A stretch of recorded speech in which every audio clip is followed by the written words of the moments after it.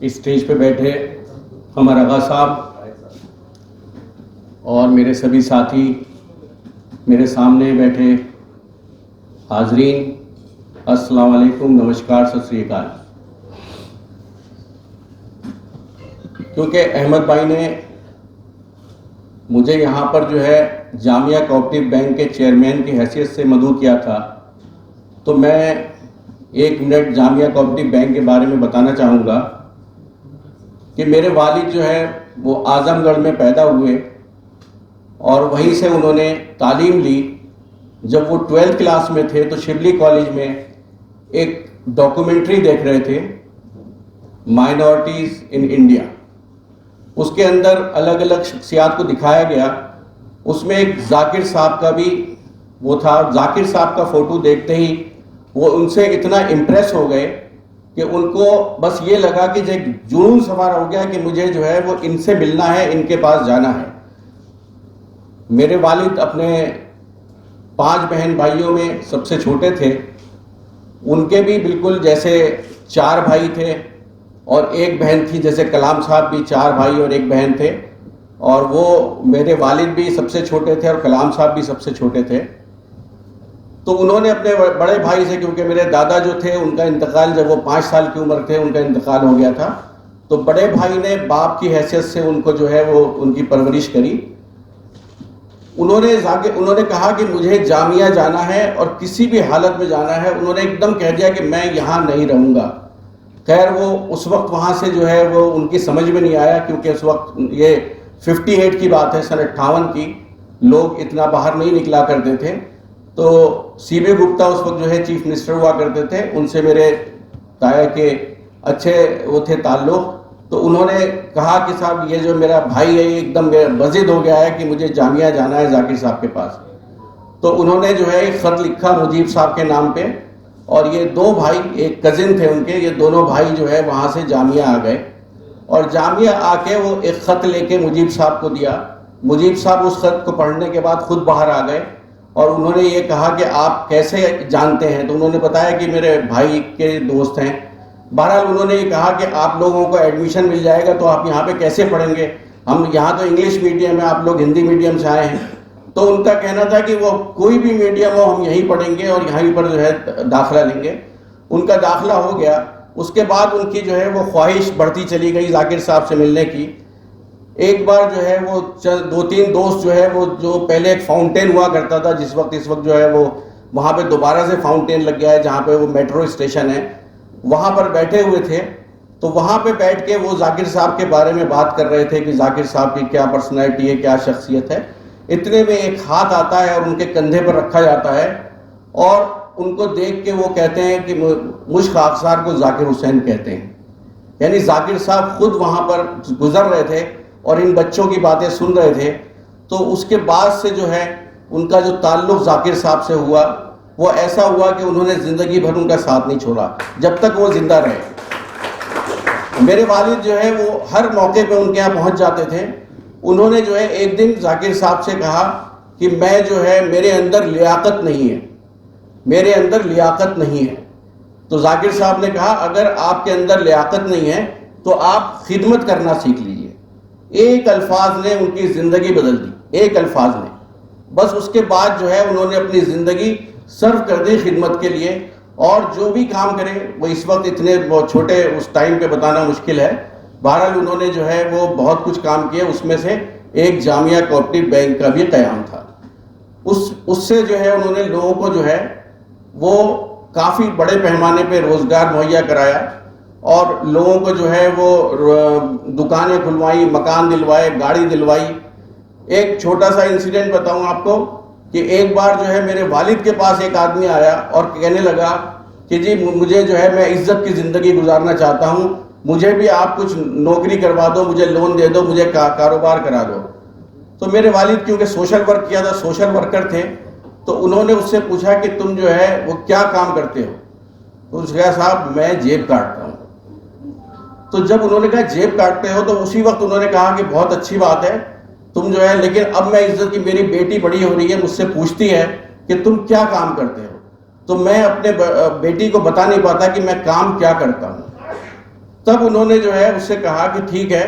اسی وقت اپنی جیب سے ممبرشپ کے پیسے دیے اور اس کو شیئر ہولڈر بنایا اور اس کے فارم وارم بھروا کے اس نے پوچھا دوسرا کیا کام کر سکتے ہیں. اس نے کہا گاڑی چلا سکتا. اس کو گاڑی دلوائی.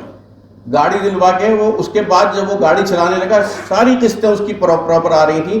ایک دن اس کو فون کر کے بلوایا. اس نے کہا جیب کاٹنے کا کام اکیلے نہیں ہوتا ہے, جیب ہمیشہ جو ہے گروپ میں کاٹی جاتی ہے. تو تمہارے اور دوست کہاں ہیں؟ اس نے کہا میرے 20 دوست ہیں. انہوں نے کہا تم سب کو بلاؤ. انہوں نے ان سب کو بلوا کے ان سب کو سمجھا کے ان کا دماغ پلٹ کے ان سب کو گاڑیاں دلوائیں. اور یہ وہاں کا پولیس اسٹیشن کا ریکارڈ ہے کہ اوکھلا کے اندر جو ہے وہ پک پاکٹنگ بالکل ختم ہو گئی تھی. تو اس طریقے کے جو ہے وہ ایک مثال ہے, اس طرح کی ہزاروں مثالیں ہیں جو جامعہ کوآپریٹو بینک نے دی ہیں. میرا کہنے کا مقصد یہ ہے کہ ایک آدمی کی ایک چھوٹی سی بات جو ہے وہ کتنا سماج میں بدلاؤ کر سکتی ہے. یہ میرا مقصد ہے بتانے کا کہ کتنے بڑے پیمانے پہ اگر صرف ایک آدمی, یہاں پر اتنے لوگ بیٹھے ہیں, ان کا جو ہے وہ ایک آدمی اگر بدل جائے تو کتنے لوگوں کو بدل سکتا ہے. میرے والد نے ہمیشہ جو ہے وہ کبھی بھی کسی ایک پرٹیکولر ریلیجن کے لیے کام نہیں کیا. ان کا ہمیشہ ایک ہی چیز تھی کہ آپ اگر کام کر رہے ہیں, ہندوستان میں رہ رہے ہیں, تو آپ سب کے لیے کام کریں. ہندوستان کے سارے بچوں کو اپنا بچہ سمجھیں, سارے بھائیوں کو اپنا بھائی سمجھیں, سارے بزرگوں کو اپنا بزرگ سمجھیں. تو یہ بھی ایک میں صرف اس لیے بتانا چاہ رہا ہوں کہ جو یہ چیزیں تھیں کلام صاحب کی بھی تھیں. کلام صاحب کے اندر یہ چیزیں کہاں آئیں؟ جیسا کہ بتایا گیا کہ کلام صاحب جو ہیں وہ ایک امام کے بیٹے تھے, یعنی ایک امام کے بیٹے تھے. لیکن امام صاحب کے پاس اتنا نہیں تھا کہ اپنے بچوں کو پڑھا لکھا سکیں, ایک اچھی زندگی ان کو دے سکیں. کیونکہ آپ لوگ تو جانتے ہی ہیں کہ ہم لوگ جو ہیں وہ اب ہوٹلوں میں جا کے 10,000 خرچ کر سکتے ہیں, لیکن جب امام کی تنخواہ کی بات آتی ہے تو اس کی 5,000 سے اوپر تنخواہ ہم لوگ طے نہیں کرتے. تو اسی طریقے سے ظاہر سی بات ہے وہ پھر کیا کرے گا امام, کچھ نہ کچھ جو ہے وہ انفیئر مین سے ہی کچھ نہ کچھ چیزیں ہوں گی. تو امام صاحب جو تھے ان کا دوسرا کام کیا تھا, اپنے بچوں کو پڑھانے لکھانے کے لیے یا اپنے بچوں کا روزگار چلانے کے لیے وہ ایک کشتی تھی. اس کشتی کے دوسرے ندی کے دوسرے سائڈ میں ایک مندر تھا. تو اس کے جو شردھالو آتے تھے اس کشتی پہ بٹھا کے ان کو اس مندر تک لے جاتے تھے. یعنی آپ دیکھیں کہ ایک امام جو ہے وہ ہندو ڈیووٹیز کو جو ہے ایک مندر میں لے جاتا تھا. یہ سب چیزیں جو ہیں کہاں سے, گنگا جمنی تہذیب جو ہے ہم اسی کو کہتے ہیں کہ ایک امام جو ہے وہ دوسروں کو لے کے جا رہا ہے. تو یہ بھئی ہم یہ کہتے ہیں کہ ہر آدمی اپنے دھرم کو مان رہا ہے, کہیں نہ کہیں وہ ریلیجیس ہے. آج ہم ریلیجیس تو بن رہے ہیں, ہم کہنے کو تو بہت بڑے ہندو ہیں, بہت بڑے مسلمان ہیں, لیکن ہم نے کبھی سوچا کہ ہم انسان ہیں؟ مجھے نہیں لگتا کہ آج کے وقت میں جو دور چل رہا ہے ہمارے اندر جتنا ہم جو ہے وہ مذہب جو ہے وہ بہت زیادہ ہمارے میں بڑھ رہا ہے, لیکن ہم انسانیت ہم سے جو ہے دور ہوتی جا رہی ہے. زبان سے ہم لوگ ایسے الفاظ نکلتے ہیں جو دلوں کو کاٹ دیتے ہیں, دلوں کو توڑ دیتے ہیں. ہم لوگ سوشل میڈیا جو اس وقت نکلا ہے, سوشل میڈیا سے ہم لوگ کتنا ہرٹ ہوتے ہیں. ہر کہیں پر بھی آپ دیکھیے, میں کہتا ہوں کہ اللہ نے زبان کے اندر ایک ایسی تاثیر دی ہے کہ اگر ہماری زبان میں زخم ہو جائے تو وہ زخم جو ہے اس کو کسی مرہم پٹی کی ضرورت نہیں ہوتی, وہ اپنے آپ زخم بھر جاتا ہے. لیکن اسی زبان سے دیا ہوا زخم جو ہے نا اس کو بھرنے میں جو ہے برسوں لگ جاتے ہیں. تو ہم لوگ اس چیز سے گریز کریں کہ کسی طرح سے بھی کسی کی زبان, ہماری زبان سے نکلا ہوا کوئی بھی الفاظ دلوں کو جوڑنے والا ہو, دلوں کو توڑنے والا نہ ہو. تبھی یہ ملک آگے بڑھ سکتا ہے. تبھی جو کلام صاحب کا سپنا تھا کہ ہم ڈیولپڈ کنٹری میں آئیں, تبھی ہم ڈیولپڈ کنٹری بن سکتے ہیں. جب تک ہم سب آپس میں مل جل کر ہندو مسلم سکھ عیسائی آپس میں نہیں رہیں گے یہ ملک جو ہے ڈیولپڈ کنٹری نہیں بن سکتا. ڈیولپڈ کنٹری کے جو پیرامیٹرز ہیں وہ اس کے لیے نہیں ہے کہ جو میجورٹی ہے وہی ڈیولپ ہو, مائنورٹی نہ ہو. اگر ہم جو ہے مائنورٹی میں 15% ہے, 16% ہیں, ادر مائنورٹیز جو ہیں وہ 5% ہیں. اگر اس دیش کے اندر 20% مائنورٹی ہیں تو 80% والوں کی ذمہ داری ہے کہ اس 20% کو بھی اپنے ساتھ لے کے چلیں, تبھی یہ ملک جو ہے وہ ڈیولپ کنٹری بن سکتا ہے. کلام صاحب کا ایک چھوٹا سا وہ میں اور آپ کو بتانا چاہوں گا کہ کلام صاحب جو ہے, میں ایک زکوٰۃ فاؤنڈیشن آف انڈیا جو ہے اس کا ٹرسٹی ہوں, میں شروع سے اس کا ٹرسٹی ہوں. اور تقریباً 12 ٹرسٹی تھے، اب صرف ہم 6 بچے ہیں، 6 کا انتقال ہو چکا ہے۔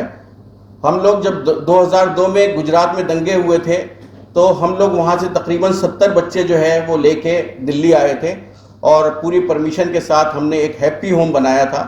اس ہیپی ہوم کے اندر ہم نے ان بچوں کو بٹلہ ہاؤس میں کھجوری روڈ کے اوپر، وہ آج بھی بلڈنگ ہے، بلکہ اب ہم نے جو ہے اس کو توڑ کے دوبارہ سے، پہلے وہ پرانی بلڈنگ تھی اس کو توڑ کے ایک اور عالیشان بلڈنگ بنا دی ہے، اور اس کے اندر ہم نے 2 کر دیے ہیں۔ لڑکوں کا سیکشن الگ کر دیا، لڑکیوں کا الگ کر دیا۔ جب لائے تھے وہ بچے بہت چھوٹے تھے تب تو چل گیا، لیکن اب ہمارے پاس جو ہے اب تو بچے جو ہے بڑے ہو کے باہر بھی نکل گئے ہیں، کیونکہ ہمارے یہاں 18 سال تک ہی ہم ان بچوں کو رکھتے ہیں۔ تو جب وہ پریسیڈنٹ آف انڈیا تھے، میں بات کر رہا ہوں 2003 اور 2004 کے قریب کی، اس وقت جو ہے وہاں سے ایک ہمارے پاس فون آتا ہے کہ کلام صاحب کے یہاں سے بچوں کے لیے کچھ تحفے ہیں۔ تو اس وقت ہم لوگ گئے تو ان کا جو اے ڈی سی تھا وہ وہاں پہ خود آئے، اور وہاں پر آ کے انہوں نے ہمیں جو ہے وہ کمبل دیے، چاکلیٹس دیں، اور بچوں کے لیے جو ہے وہ اور تحفے تھے۔ تو یہ میں، اور وہ ایک چیک بھی دیا انہوں نے ہمیں، تقریباً 1 لاکھ روپے کا اس وقت وہ چیک تھا، اور وہ ان کی اپنی تنخواہ کا تھا، اور جو بھی سامان تھا وہ ان کی اپنی تنخواہ کا تھا۔ ان کی سادگی کا اندازہ تو خیر ہم لوگ کیا، ہماری کیا حیثیت ہے کہ ہم ان کے بارے میں کوئی بات کریں۔ تو انہوں نے جو ہے وہ جس طریقے سے وہ دیا، اور بچوں کے ساتھ ان کے فوٹو بھی کھینچے گئے اور وہ ان تک پہنچے۔ شکریہ ہمیں ادا کرنا چاہیے تھا، شکریہ انہوں نے ادا کیا کہ آپ لوگوں نے میری معمولی سی چیز کو جو ہے ایکسیپٹ کر لیا۔ تو اس طرح کی چیزیں ان کے اندر تھیں۔ اگر ہم لوگ جو ہے ان کی چھوٹی چھوٹی جو سادگی تھی، آپ دیکھیے جب وہ پریسیڈنٹ بن کے آئے تو ایک اٹیچی لے کے آئے، اور جب وہ ان کا ٹینیور ختم ہوا، جب وہ واپس گئے تو وہ ایک اٹیچی لے کے گئے۔ ان کی سادگی جو ہے وہ اپنے میں ایک دکھاتی ہے کہ کتنا بڑا وہ شخص تھا، جس نے ان کے بھائیوں کو دیکھیے کہ وہ پریسیڈنٹ تھے، ان کے بھائی ایک معمولی جو ہے وہ اسٹور چلاتے تھے، میرے خیال سے آج تک بھی وہ لوگ اسی طرح کے اس میں ہیں۔ کبھی انہوں نے جو ہے سرکاری خزانے کا کوئی بیجا استعمال نہیں کیا۔ تو ہم لوگوں کو جو ہے وہ اس چیز کی ضرورت ہے کہ ہم ان کی تعلیم سے کچھ تعلیم حاصل کریں۔ باقی جو ہے ایسا نہیں ہے کہ اس ملک کے اندر جو ہے وہ بہت حالات خراب ہیں۔ تھوڑی سی باتیں میں اور بتانا چاہوں گا۔ میں خود ایک سول انجینئر ہوں اور میں ایک کانٹریکٹر ہوں۔ میں نے بنارس کا جو ریلوے اسٹیشن ہے وہ بنایا ہے۔ ایودھیا کا ریلوے اسٹیشن جو بن کے تیار ہے، اس کا ابھی انوگریشن نہیں ہوا ہے، شاید جنوری میں مودی جی جب رام مندر کا انوگریشن ہوگا وہ کریں گے۔ اور میں وہاں پر 4 سال سے کام کر رہا ہوں۔ مجھے نہ بنارس میں کوئی تکلیف ہوئی، مجھے نہ کسی طریقے کی ایودھیا میں تکلیف ہوئی، اور جس طرح کی محبت مجھے ایودھیا میں ملی، اور مسلمان ہونے کی حیثیت سے جس طرح کی محبت مجھے ایودھیا اور بنارس میں ملی، میں سمجھتا ہوں کہ شاید کسی غیر مسلم کو بھی نہیں مل سکتی۔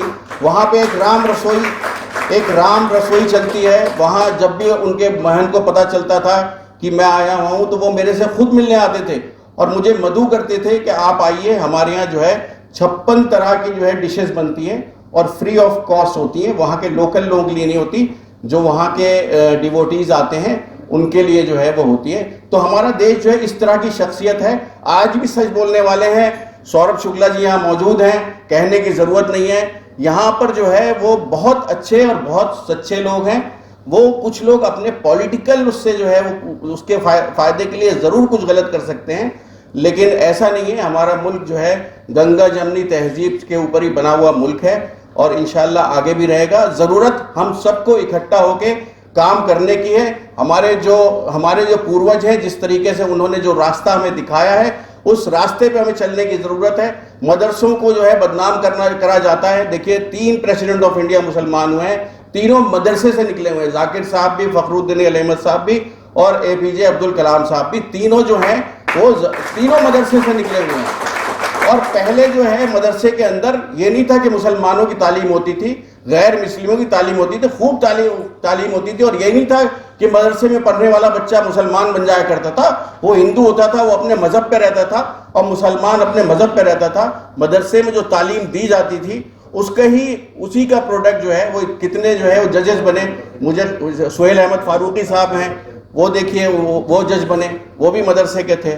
میں اب اس کے بعد ساتھ ہی اپنا آپ لوگوں کا شکریہ ادا کرتا ہوں, احمد بھائی کا شکریہ ادا کرتا ہوں کہ احمد بھائی نے اس پروگرام کو منعقد کیا.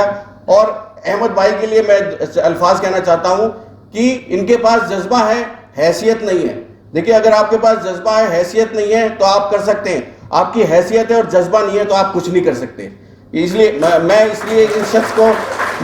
شخص کی مبارکباد دیتا ہوں کہ ان کے پاس ان کی حیثیت نہیں ہے لیکن جذبہ ہے, اس لیے یہ ہم سب یہاں اکٹھا ہیں. بہت بہت شکریہ. خدا حافظ.